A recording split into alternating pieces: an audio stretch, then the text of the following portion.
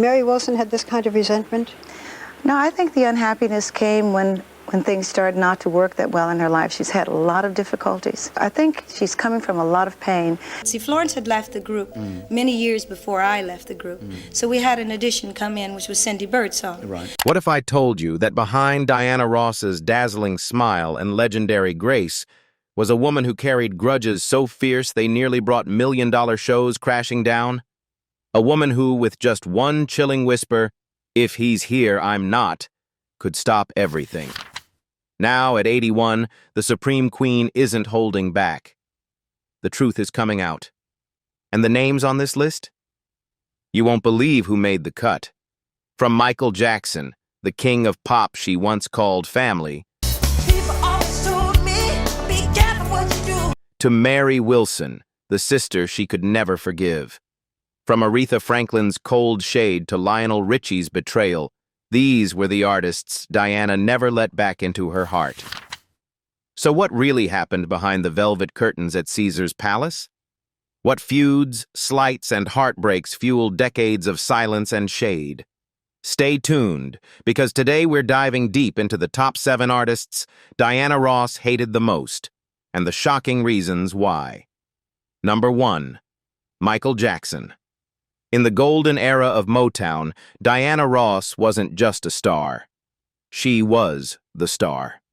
The glamorous face of the label, the queen who defined an entire musical generation.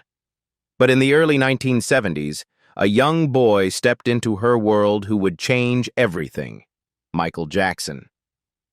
Barely in his teens, Michael was the electrifying frontman of the Jackson 5, and more than that, he was Diana's chosen one. Diana didn't just introduce Michael and his brothers to the world, she opened doors that few could even dream of entering. She brought them onto the Ed Sullivan Show, welcomed them into her Los Angeles home, and took Michael under her wing as if he were her own. To the public, their bond seemed unshakable. Michael often called her his second mother. But behind closed doors, that bond slowly began to fray. By the mid-1980s, Michael's fame had reached heights no one had seen before. He wasn't just a star anymore. He was a global phenomenon. Thriller smashed records, and fans screamed his name from rooftops. And just like that, Diana was no longer the brightest star in the Motown sky. Those closest to the scene saw the shift first. Michael stopped coming to Diana's gatherings. He stopped returning her calls. In interviews, the boy who once said she saved his career no longer spoke her name. Whispers started that Michael resented being forever labeled as Diana Ross's discovery. He wanted the crown, but not the queen who helped him rise. Then came the moment that would stay with Diana forever. In 1989, she was invited to present Michael with a Lifetime Achievement Award. She saw it as a chance to celebrate their journey, the reunion of mentor and protege. Dressed in her signature sequins, Diana spoke warmly about Michael's brilliance, handed him the award, and waited for that shared moment of gratitude. But Michael smiled, thanked Barry Gordy, Quincy Jones, his fans, even Bubbles the chimp, but not Diana. Not once. Backstage, those who saw her said she stood motionless, tears filling her eyes. In a soft, heartbroken whisper, she said, "Never again, Michael." But the deepest cut may have come even earlier. Las Vegas, 1983. Caesar's Palace. Just moments before a major performance, a crew member rushed in, clutching a backstage pass with Michael's name on it.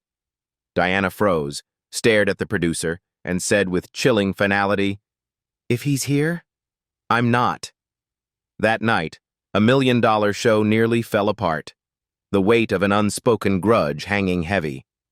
A grudge born from what Diana saw as betrayal. She had helped make Michael a star, and when it mattered most, he turned away, leaving her in the shadows.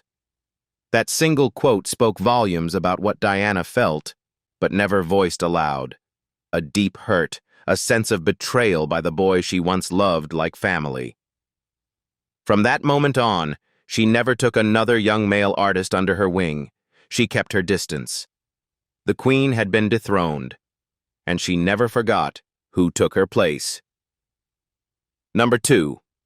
Mary Wilson. Diana Ross and Mary Wilson's story began like a dream.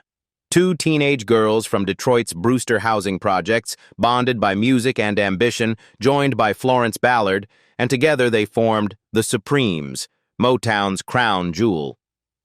But as their star rose, so did the cracks beneath the surface. Behind the scenes, Barry Gordy made no secret of his vision. Diana was the star. Her look, her voice, her name, that was the package Motown would sell to the world.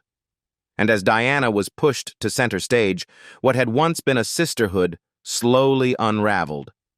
Mary Wilson felt it first.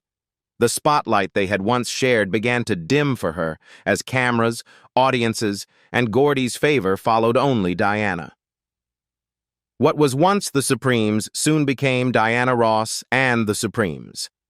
Friends say Mary saw it as nothing less than a hostile takeover, and when Diana walked away for her solo career in 1970, the bitterness boiled over. For decades, Mary gave interviews accusing Diana of selfishness, of letting fame change her, even of masterminding Florence Ballard's ouster. In her 1986 memoir, Dream Girl, My Life as a Supreme, The Telegraph, Mary painted a picture of a bandmate obsessed with attention, describing how Diana would change costumes at the last minute or position herself far from the others so cameras would focus on her. She craved attention, and in her attempts to get it, she could seem almost ruthless, Mary wrote. Sometimes she would throw a childish tantrum, then moments later pretend it was all a big joke. Ross's alleged hunger for the spotlight wasn't limited to the stage. According to Mary, Diana's relationship with Gordy drove a wedge between the group. And despite Diana's success, Mary claimed her haughtiness was just a front. Deep down, she believed she wasn't as pretty as the other girls.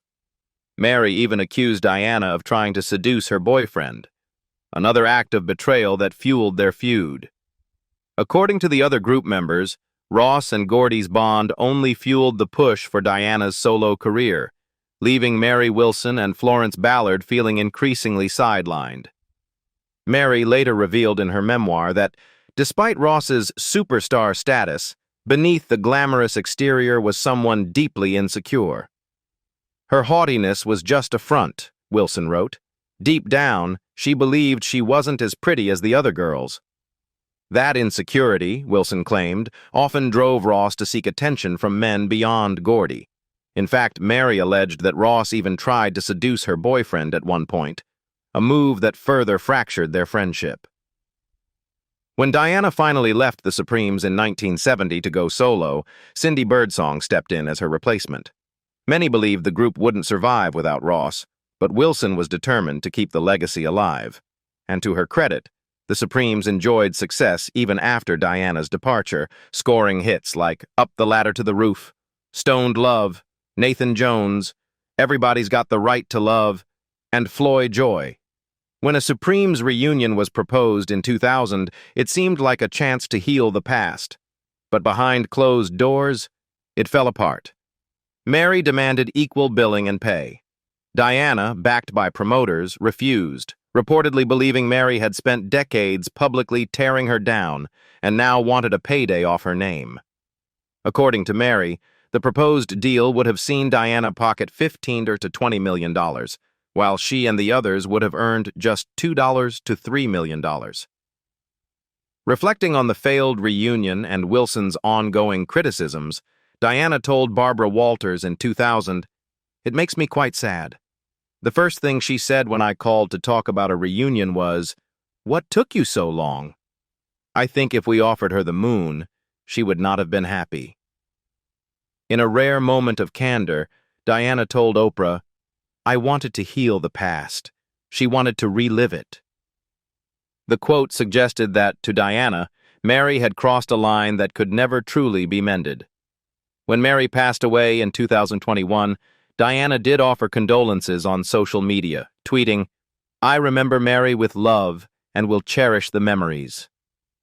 but insiders say the scars of betrayal ran deep. After all, betrayal from an enemy is one thing. Betrayal from a sister, that's a wound Diana carried for life.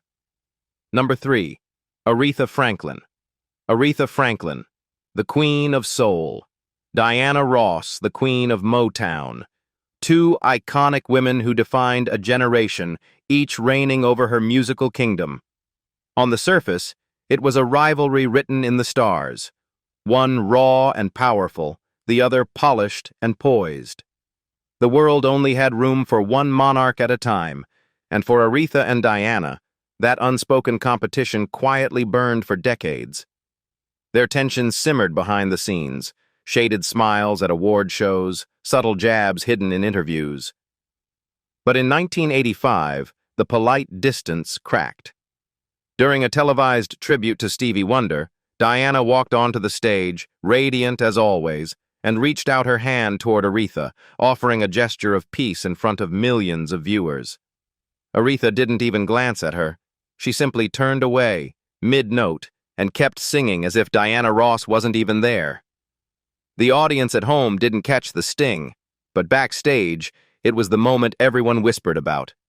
Weeks later, Aretha twisted the knife. In an interview, when asked about other female performers, she delivered the now famous line, "Some people sing, some people pose." She never mentioned Diana by name. She didn't have to. The message was clear, and it hit its mark. Diana, true to form, didn't retaliate publicly. She never did. But the words cut deep, and it wasn't over. During rehearsals for another televised event, Aretha reportedly leaned toward a nearby musician and loud enough for Diana to hear said, "That's not singing. That's stage whispering with sequins." Diana heard. She didn't flinch. She smiled, stayed silent, but later confided to a close friend, "She could out-sing me, but she never outclassed me." That moment sealed it.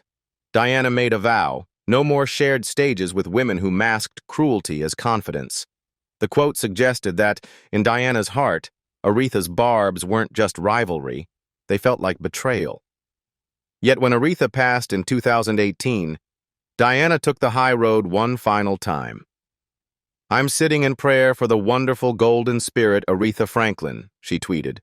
A tribute to her peer, but also a reminder that for Diana, grace was always the greater power.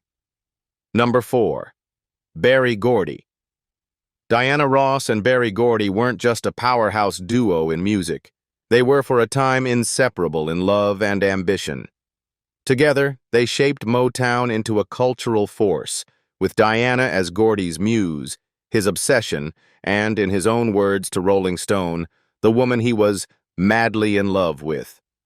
Gordy transformed the teenage girl from Detroit's Brewster Projects into a global star, orchestrating every detail. The songs she sang, the gowns she wore, even the roles she played on screen. But that devotion came with strings. Those closest to Diana described how Gordy's influence began to feel suffocating. He handpicked her material, crafted her image to fit his vision of polished perfection, and steered her into films like Lady Sings the Blues, a role she later admitted she felt pressured into.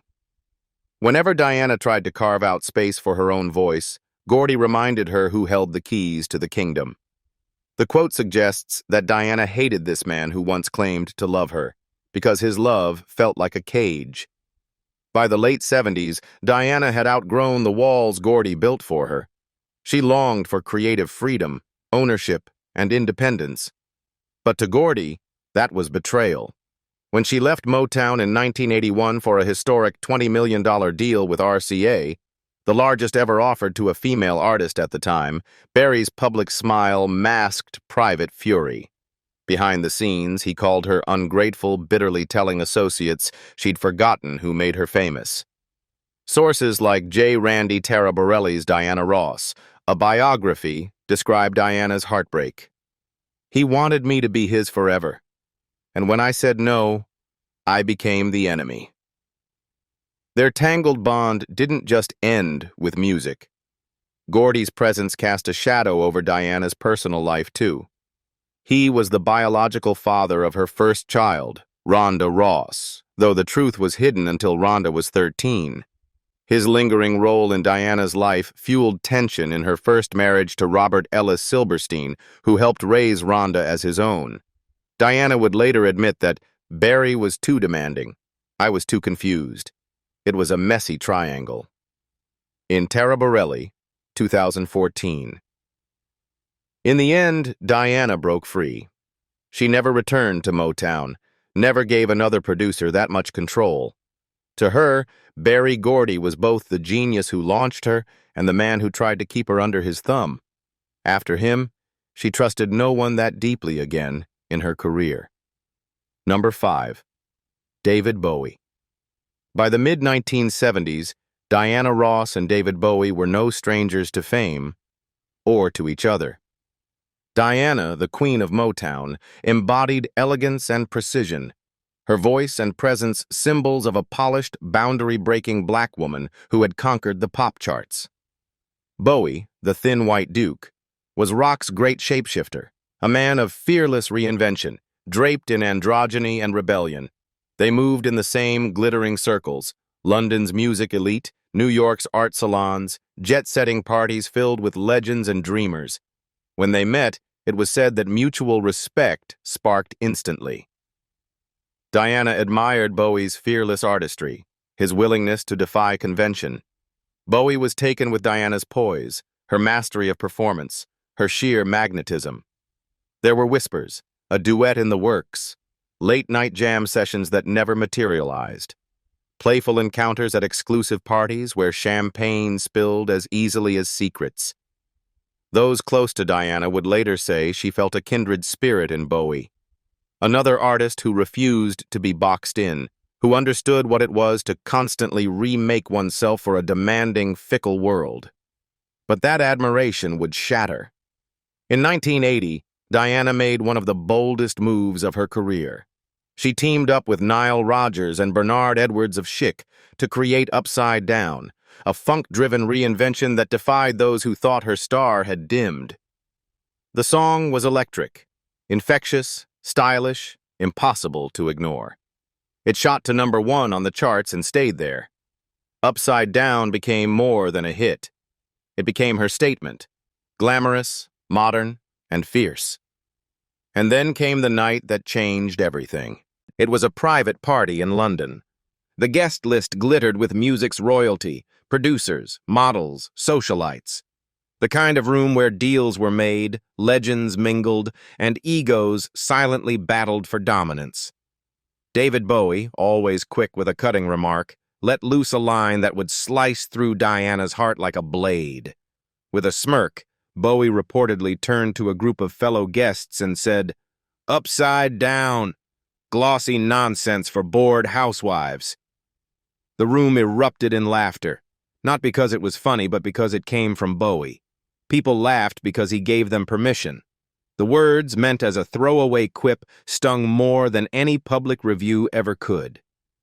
Diana wasn't there that night, but word traveled fast, faster than gossip, faster than fact. By the next morning, she knew what had been said. To some, it might have been harmless sarcasm, classic Bowie wit. But to Diana, it was betrayal. The quote suggested that Diana hated Bowie for the humiliation, not just because of the insult, but because it came from someone she had admired, someone she thought understood the weight she carried as a black woman navigating an industry eager to mock, to diminish, to forget. That weekend, Diana canceled every press appearance scheduled for her in the UK. She reportedly told her team, "I feel humiliated by someone I once considered a genius." Those closest to her said something changed in Diana after that moment. She stopped entertaining the idea of ever working with Bowie. No duet, no shared stage, no reconciliation. From that year on, Upside Down took on a new role in her career. It wasn't just another number in her set list.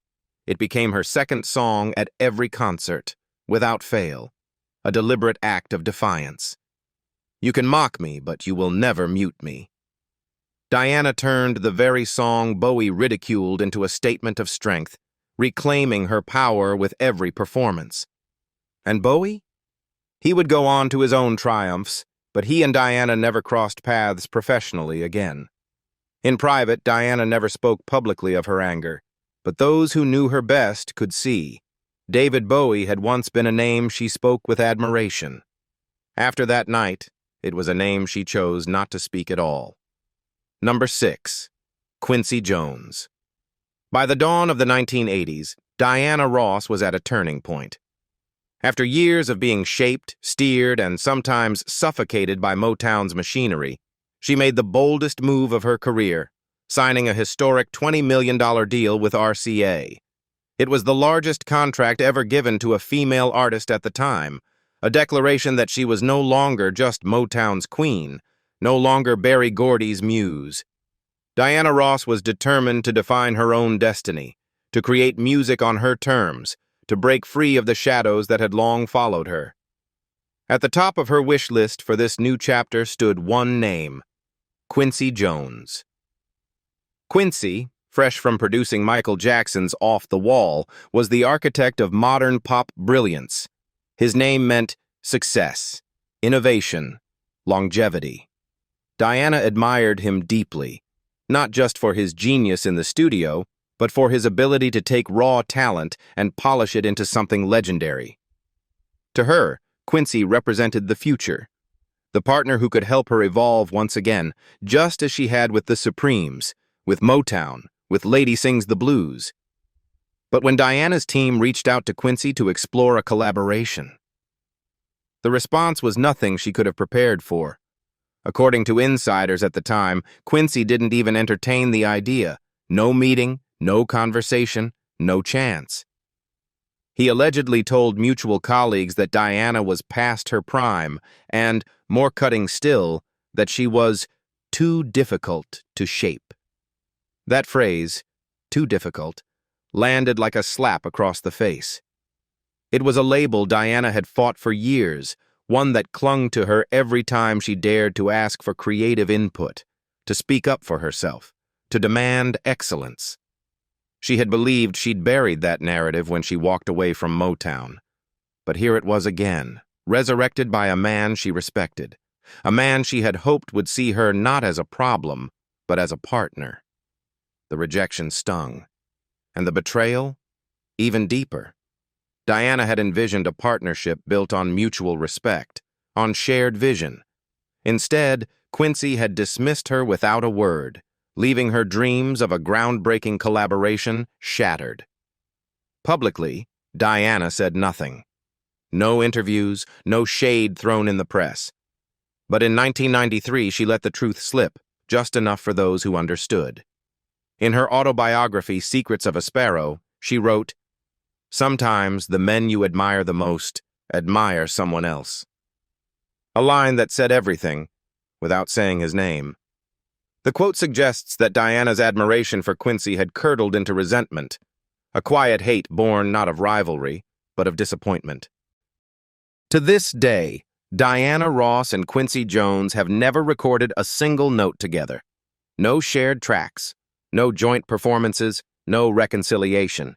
And for Diana, that long, empty silence speaks louder than any public feud ever could. Number 7. Lionel Richie. Of all the names on Diana Ross's unspoken list of those who hurt her, one still stings the most. Because this one wasn't about the spotlight, power plays, or professional rivalry. This one was about trust, about love, in the artistic sense, and what felt like betrayal at its most personal. That name? Lionel Richie. In 1981, Endless Love wasn't just a song. It was the song. A sweeping, emotional duet that seemed to capture everything Diana and Lionel represented. Elegance, passion, unity. Their voices intertwined like they were meant to. Fans heard it and thought, this isn't just music. It's destiny. The industry heard it and thought, this is money. And at first, Diana thought it was the beginning of something bigger. Not just a hit, but a partnership that would take both of them to new heights. Behind the scenes, RCA and Motown executives had a vision. A world tour, co-headlined by Diana Ross and Lionel Richie. It would be spectacular. Two titans of music, riding the wave of their chart-topping success, taking endless love to stages across the globe. Diana was all in. She began to imagine it, design it, pour herself into it. The choreography, the staging, the musical arrangements, even the story they'd tell each night on stage. This wasn't just business. This was personal. This was magic. But just as the contracts were being finalized, Lionel backed out. Publicly, he chalked it up to creative differences. But insiders knew better. Lionel had just been offered his own solo deal, a chance to carve out his identity, free of any shared spotlight. The label wanted Lionel alone, sleek, untethered, no need to share applause with another superstar.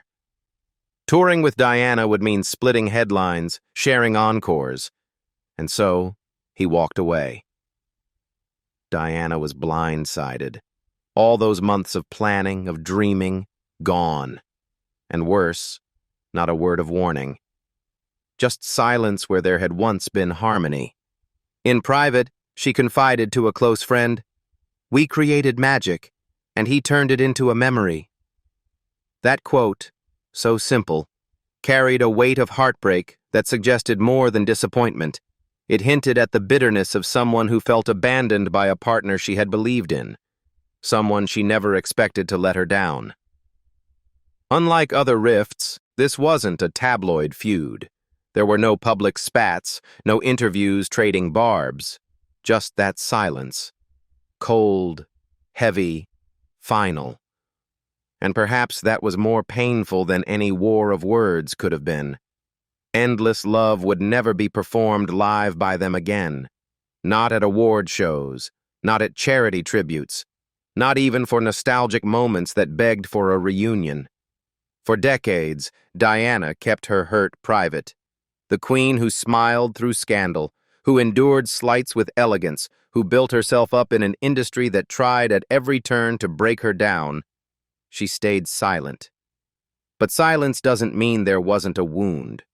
And now, at 81, as Diana begins to reflect out loud on the betrayals she endured, Lionel's name is one of the few that lingers in that list of unhealed scars. Because in her eyes, it wasn't just about losing a tour. It was about losing trust. And that's a betrayal even Diana Ross, the ultimate survivor, never quite forgot. Which of these stories surprised you the most? And do you think Diana made the right choice by keeping these names under wraps for all these years? Share your thoughts in the comments below, because the Supreme Queen has finally broken her silence. Thanks for watching, and I'll see you in the next video. Until then, take care.